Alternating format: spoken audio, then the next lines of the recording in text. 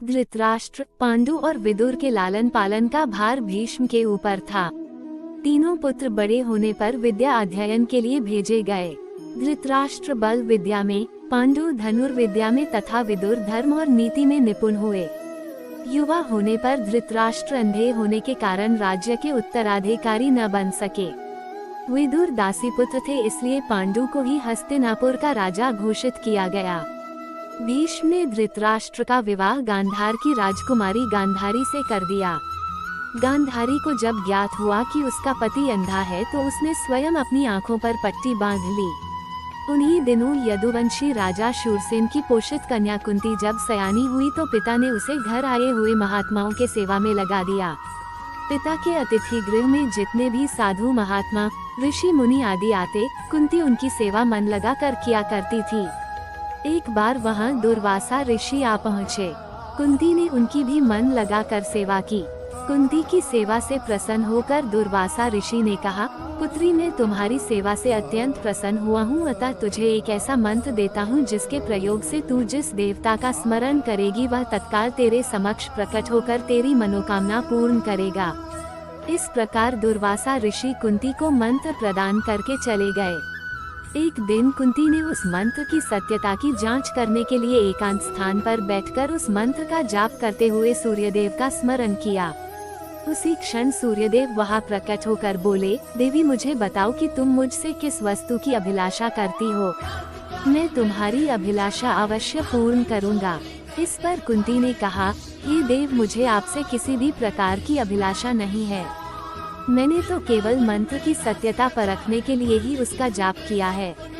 कुंती के इन वचनों को सुनकर सूर्यदेव बोले, हे कुंती, मेरा आना व्यर्थ नहीं जा सकता। मैं तुम्हें एक अत्यंत पराक्रमी तथा दानशील पुत्र प्रदान करता हूँ। इतना कहकर सूर्यदेव अंतर्ध्यान हो गए। कुंती ने लज्जावश ये बात किसी से नहीं कह सकी। समय आने पर उसके गर्भ से कवच कुंडल धारण किए हुए एक पुत्र उत्पन्न हुआ। कुंती ने उसे एक मंजूषा में रखकर रात्रि बेला में गंगा में बहा दिया। वह बालक बहता हुआ उस स्थान पर पहुंचा जहां पर धृतराष्ट्र का सारथी अधीर्त अपने अश्व को गंगा नदी में जल पिला रहा था। उसकी दृष्टि कवच कुंडल धारी शिशु पर पड़ी। अधीर्त निसंतान था, इसलिए उसने बालक को अपने छाती से लगा लिया और घर ले जाकर उसे अपने पुत्र के जैसा पालने लगा। उस बालक के कान अति सुंदर थे, इसलिए उसका नाम कर्ण रखा गया।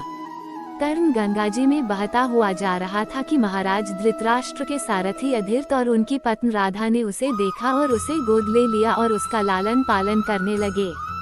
कुमार अवस्था से ही कर्ण की रुचि अपने पिता अधीर्त के समान रथ चलाने की बजाय युद्धकला में अधिक थी। कर्ण और उसके पिता अधीर्त आचार्य द्रोण से मिले, जो कि उस समय युद्धकला के सर्वश्रेष्ठ आचार्यों में से एक थे। द्रोणाचार्य उस समय कुरु राजकुमारों को शिक्षा दिया करते थे। उन्होंने कर्ण को शिक्षा देने से मना कर दिया क्योंकि कर्ण एक सारथी पुत्र था और द्रोण केवल क्षत्रियों को ही शिक्षा दिया करते थे। द्रोणाचार्य की असम्मति के उपरांत कर्ण ने परशुराम से संपर्क किया, जो कि केवल ब्राह्मणों को ही शिक्षा दिया करते थे। कर्ण ने स्वयं को ब्राह्मण बताकर परशुराम से शिक्षा का आग्रह किया। परशुराम ने कर्ण का आग्रह स्वीकार किया और कर्ण को अपने समान ही युद्धकला और धनुर्विद्या में निष्णात किया। कर्ण को उसके गुरु परशुराम और पृथ्वी माता से श्राप मिला था। कर्ण की शिक्षा अपने अंतिम चरण पर थी। एक दोपहर की बात है, गुरु परशुराम कर्ण की जंघा पर सिर रखकर विश्राम कर रहे थे। कुछ देर बाद कहीं से एक बिच्छू आया और उसकी दूसरी जंघा पर काटकर घाव बनाने लगा। गुरु का विश्राम भंग न हो इसलिए कर्ण बिच्छू को दूर न हटाकर उसके दंत को सहता रहा। कुछ देर में गुरुजी की निद्रा टूटी और उन्होंने देखा कि कर्ण की जांघ से बहुत रक्त बह रहा है। उन्होंने कहा कि केवल किसी क्षत्रिय में ही इतनी सहनशीलता हो सकती है कि वो बिच्छू दंत को सह ले, न कि किसी ब्राह्मण में। और परशुराम जी ने उसे मिथ्या भाषण के कारण श्राप दिया कि जब भी कर्ण को उनकी दी हुई शिक्षा की सर्वाधिक आवश्यकता होगी, उस दिन वो उसके काम नहीं आएगी।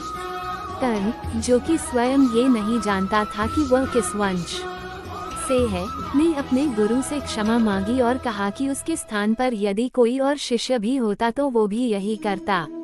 यद्यपि कर्ण को क्रोधवश श्राप देने पर उन्हें ग्लानि हुई, पर वे अपना श्राप वापस नहीं ले सकते थे। तब उन्होंने कर्ण को अपना विजय नामक धनुष प्रदान किया और उसे ये आशीर्वाद दिया कि उसे वो वस्तु मिलेगी जिसे वह सर्वाधिक चाहता है, अमिट प्रसिद्धि।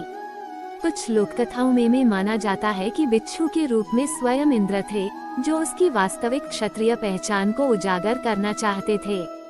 परशुराम जी के आश्रम से जाने के पश्चात कर्ण कुछ समय तक भटकता रहा। इस दौरान वह शब्द भेदी विद्या सीख रहा था। अभ्यास के दौरान उसने एक गाय के बछड़े को कोई वनीय पशु समझ लिया और उस पर शब्दभेदी बाण चला दिया और बछड़ा मारा गया। तब उस गाय के स्वामी ब्राह्मण ने कर्ण को श्राप दिया कि जिस प्रकार उसने एक असहाय पशु को मारा है, वैसे ही एक दिन वह भी मारा जाएगा, जब वह सबसे अधिक असहाय होगा और जब उसका सारा ध्यान अपने शत्रु से कहीं अलग किसी और काम पर होगा। इस प्रकार कर्ण परशुराम का एक अत्यंत परिश्रमी और निपुण शिष्य बना। कर्ण दुर्योधन के आश्रय में रहता था। गुरु द्रोणाचार्य ने अपने शिष्यों की शिक्षा पूरी होने पर हस्तिनापुर में एक रंगभूमि का आयोजन करवाया। रंगभूमि में अर्जुन विशेष धनुर्विद्या युक्त शिष्य प्रमाणित हुआ। तभी कर्ण रंगभूमि में आया और अर्जुन द्वारा किए गए कर्तव्यों को पार करके उसे द्वंद्व युद्ध के लिए ललकारा। तब कृपाचार्य ने कर्ण के द्वंद्व युद्ध को अस्वीकृत कर दिया और उससे उसके वंश और साम्राज्य के विषय में पूछा, क्योंकि द्वंद्व युद्ध के नियमों के अनुसार केवल एक राजकुमार ही अर्जुन को, जो हस्तिनापुर का राजकुमार था, द्वंद्व युद्ध के लिए ललकार सकता था। तब कौरवों में सबसे ज्येष्ठ दुर्योधन ने कर्ण को अंगराज घोषित किया, जिससे वह अर्जुन से द्वंद्व युद्ध के योग्य हो जाए।